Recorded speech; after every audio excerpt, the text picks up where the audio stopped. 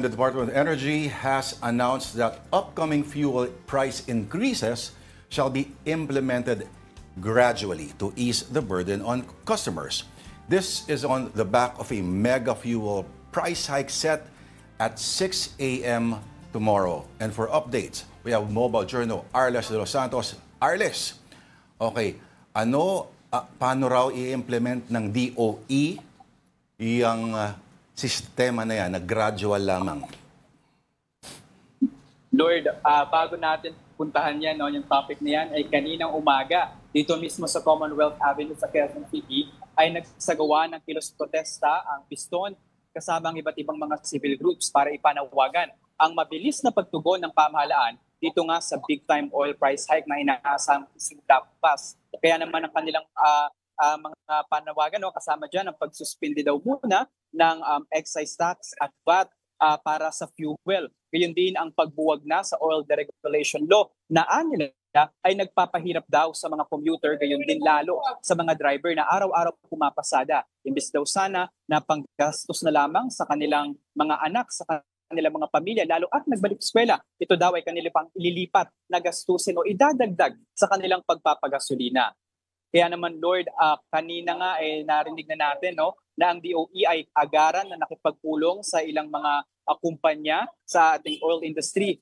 Nila ay ito daw ay magiging utay-utay or staggered increase para sa big time oil price hike na inaasam simula bukas. So, paglilinaw lang Arles, yung kinatatakutan na 4 pesos and 80 centavos na dagdag ay bibiakin yan, hindi gano'n ang makikita natin tomorrow like what was projected last week?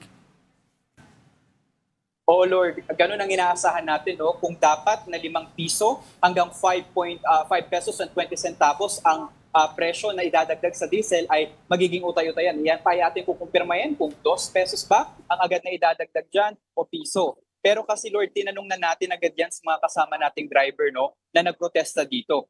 Parang wala naman daw kasi itong ipinagkaiba kung ibabagsak din nila agad ang oil price hike na presyo na ito. Kasi parang bitay daw yan Bibitayin ka daw ng January, iusog ng March, pero ang ending bibitayin ka pa rin.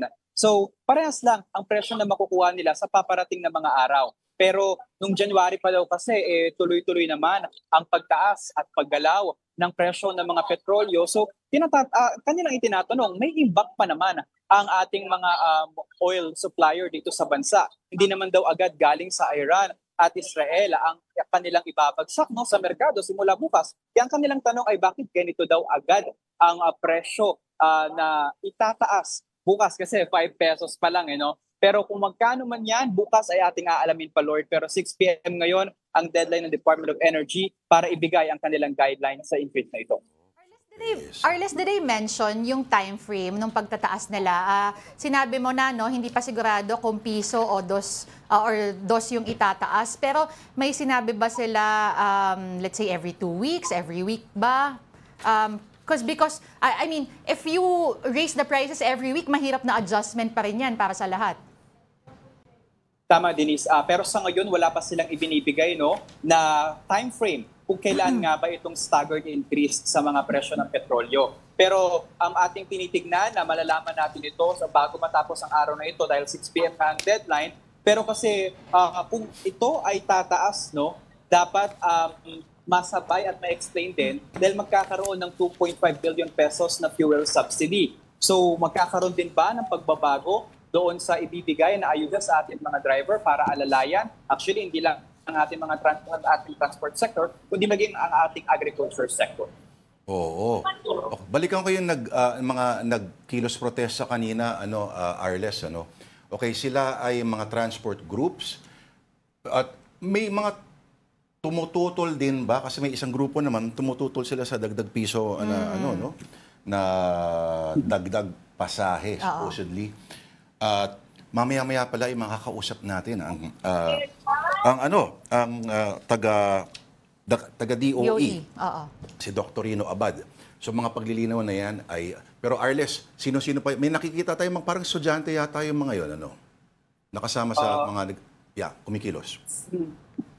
Kanina Lord actually halo-halong grupo yan. Kasama diyan Bayan Una, ang Anak Pawis at yun nga yung Piston na nanguna dito. Actually, Lord, no, nung tinanong natin kung payag ba sila sa 1 peso na increase sa fare, ang sabi nila ay ayun daw ay kanilang option na tinitignan.